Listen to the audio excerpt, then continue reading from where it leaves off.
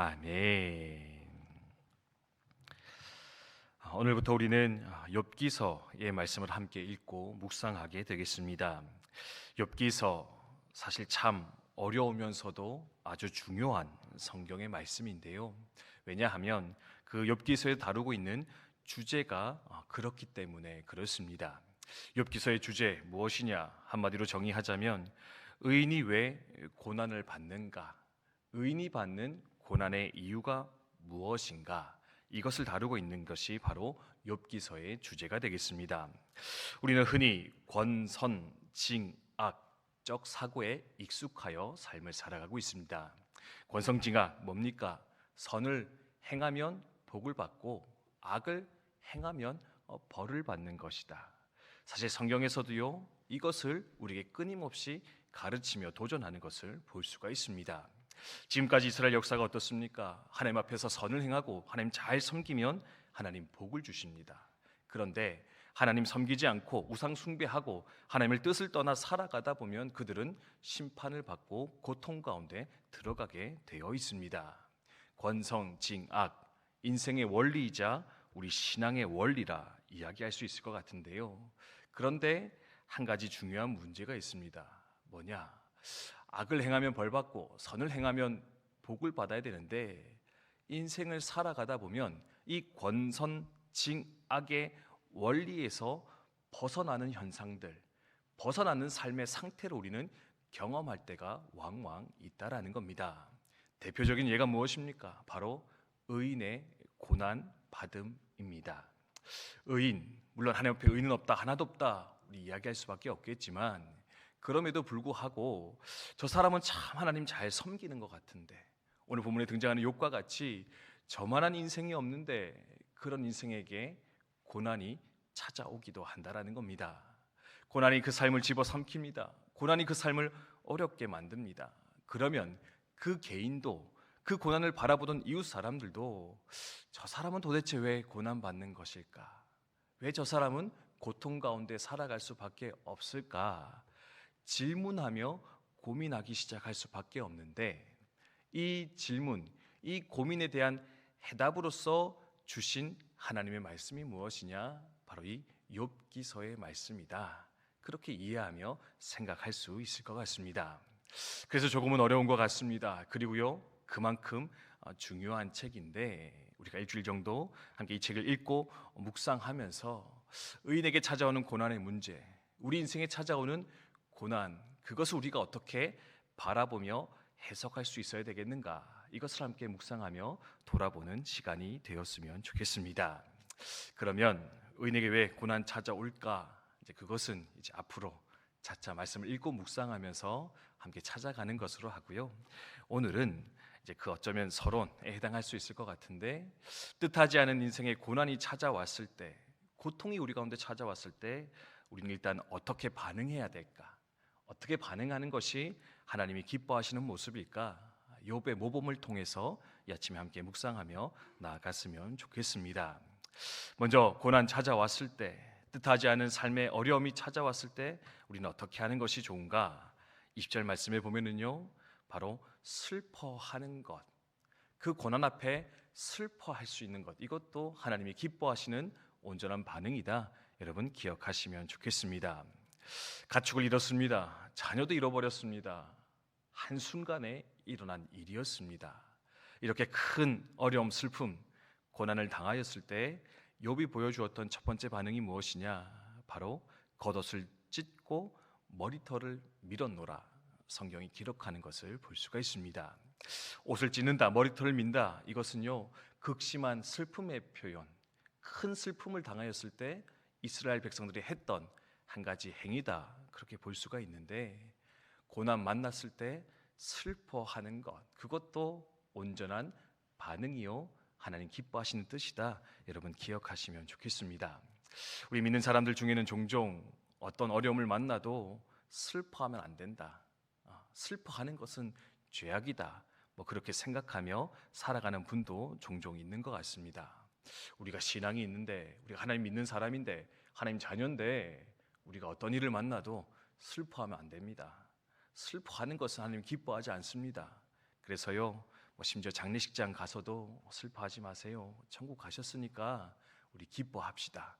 그런 식으로 위로하면서 격려하는 경우도 우리 자주 볼 수가 있는데요. 우리가 먼저 첫 번째 기억하는 것은 어려운 일 만나면 그 어려움 앞에서 온전히 슬퍼하는 것, 슬픔으로 반응하는 것은 잘못된 것이 아니라 정상적인 것이요, 우리 모두가 할 수 있는 그것이다. 여러분 기억하셨으면 좋겠습니다. 감정을 누가 주셨습니까? 하나님 주셨습니다. 슬퍼하는 것도 하나님 허락하신 것이라는 겁니다. 그래서요, 어려움 만나면 아무리 신앙 좋은 사람도 눈물이 흐를 수밖에 없습니다. 가슴이 아픕니다. 슬퍼할 수밖에 없는데 우리는 그것을 또한 온전하게 받아주고 인정할 수 있는 것, 그것이 바로 신앙적인 모습이요 선택일 수 있다. 여러분 기억을 하시면 좋겠습니다. 하지만 중요한 게 있습니다. 뭐냐? 슬퍼할 수는 있는데 죄는 짓지 말으셔야 됩니다. 슬퍼는 할 수 있는데 범죄치는 않는 것, 그게 바로 욥이 보여주는 두 번째 고난을 대하는 자세이다. 기억하면 좋겠습니다. 22절에 보면 이 모든 일에 욥이 범죄하지 아니하고 하나님을 향하여 원망하지 아니하니라 기록을 하고 있습니다. 슬퍼했습니다. 고통스러워합니다. 근데요, 그는 무엇을 했다고요? 범죄치는 않았다. 사실 우리가 잘 빠지는 실수는 뭐냐면 슬퍼하면서 죄악의 자리까지도 들어가기 마련이다라는 겁니다. 하나님 왜 이렇게 나를 고통스럽게 합니까? 하나님 왜 이렇게 나를 슬프게 하셨습니까? 하나님 왜 내게 이 좋은 것을 빼앗아 가십니까? 하나님을 향해 원망하며 불평하는데, 물론 그것도 내뱉을 수 있겠으나 그 마음이 지나칠 경우에 그것은 하나님 앞에 죄악이요 범죄일 수 있을 것인데, 그 자리, 범죄의 자리, 죄악의 자리까지는 들어가지 않는 것, 하나님을 원망하고 불평하며 저주하여 떠나가는 어리석음은 범하지 않는 것이 바로 고난을 만나는 우리의 또한 중요한 자세일 것이다. 욥기를 통해 말씀해 주고 계십니다. 그래서 세 번째로 우리가 기억해야 되는 것은 뭡니까? 어려움이 찾아와도 예배할 수 있어야 된다. 하나님 앞에 엎드릴 수 있어야 된다. 여러분 기억하면 좋겠습니다. 2절 말씀에 겉옷을 찢고 머리털을 밀었습니다. 근데요, 그리고 나서 욥이 아주 놀라운 행동을 합니다. 뭐 했다고 이야기합니까? 엎드려 예배했다. 다 잃어버렸는데, 자식까지 잃었는데요, 슬퍼하며 엎드려 예배했다. 성경이 이야기를 하고 있습니다. 이것이 주는 중요한 메시지가 있습니다. 여러분, 예배는 하나님을 언제 섬기는 것입니까? 좋을 때만 섬기는 게 아니라 슬플 때도 예배할 수 있어야 된다. 그것이 바로 우리의 마땅한 사명이요 자세이다. 욥을 통해 도전하는 거 볼 수 있습니다. 사실 욥기, 의인이 왜 고난받는가? 이것이 메인 주제인데요, 그 안에 또 숨겨져 있는 한 가지 주제가 있습니다. 뭐냐? 우리는 왜 하나님을 예배하는가? 왜 우리는 하나님을 섬기는가? 이제 9절에 사탄이 그걸 얘기하거든요. 하나님, 욥이 왜 저렇게 하는 잘 섬기는지 아십니까? 복 받아서 그렇습니다. 하나님이 복 주시니까 열심히 하나님 섬기는 거 아니겠습니까? 한번 저거 다 뺏어 보면 욥이 어떻게 하는지 우리 한번 지켜보실래요? 욥이 왜 하나님 섬기는지 한번 내기해 보실래요? 이제 그게 이 모든 스토리의 출발점이었거든요. 근데 하나님 이것을 통해서 우리 가운데 도전하며 가르치는 것 같습니다. 너는 왜 내 섬기느냐? 너는 왜 나를 예배하느냐? 복 받기 위해서, 또는 복 받았기 때문에 예배하느냐? 아니, 하나님이시기 때문에 우리는 마땅히 예배해야 될 것인데, 우리의 창조주이시자 우리의 구주 되시는 하나님이시기에 우리는 마땅히 좋을 때나 슬플 때나 예배하여 하나님 앞에 나아갈 수 있어야 되는데, 욥은 그것을 우리 가운데 다시금 일깨우며 도전하는 것을 볼 수가 있습니다. 그리고 네 번째, 예배를 통해 우리가 깨달을 것이 있습니다. 뭐냐? 하나님의 주권을 인정하는 것. 하나님의 주권을 인정하는 것, 그것이 바로 또한 고난 당할 때 우리의 자세다. 기억하면 좋겠습니다. 우리 유명한 말씀인데 21절 한번 다시 읽어보도록 하겠습니다. 함께 있습니다. 시작. 이르되 내가 모태에서 알몸으로 나왔사온즉 또한 알몸이 그리로 돌아가올지라. 주시니도 여호와시오 거두시니도 여호와시오니 여호와 이름이 찬송을 받으실지니라 하고. 아멘. 여러분 사실 복 받을 때는 이 고백 누구나 할 수 있는데요. 내 가진 것을 잃어버릴 때 사실 이런 고백하는 것은 쉽지 않지 않을까 생각할 수 있습니다. 욥은 엎드렸습니다. 예배합니다. 근데 그 예배에서 무엇을 깨달았다고요? 주신 이도 여호와시오 거두신 이도 여호와십니다.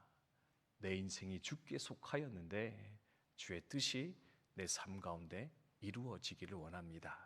기꺼이 하나님의 주권과 그 뜻을, 그 능력을 인정하며 나아가는 그 욥의 모습 발견할 수 있고요. 그래서 그 마지막 결론은 무엇이었느냐? 하나님께서 찬송을 받으실지니라. 하나님 찬송 받으십시오. 그렇게 모든 과정을 통과하고 마침내 그 마지막은 여전히 하나님을 찬송하는 것이었더라. 성경은 마무리되는 거 볼 수가 있습니다. 성도 여러분, 인생을 살아가다 보면 하나님 잘 믿어도 어려움이 찾아오기 마련입니다. 욥과 같이 그 이유를 알 수 없는 어려움 때문에 우리의 삶이 흔들리고 요동할 수 있을 것인데 그 자리에서 범죄하는 자가 아니라 하나님을 떠나 살아가는 자가 아니라 욥과 같이 슬퍼하되 범죄하지는 아니하고 예배 가운데 하나님의 주권을 발견하고 또한 여전히 찬송함으로 하나님 앞에 나아가는 저와 여러분 되시기를 주님의 이름으로 축복드립니다. 주신 말씀 기억하며 함께 기도하도록 하겠습니다.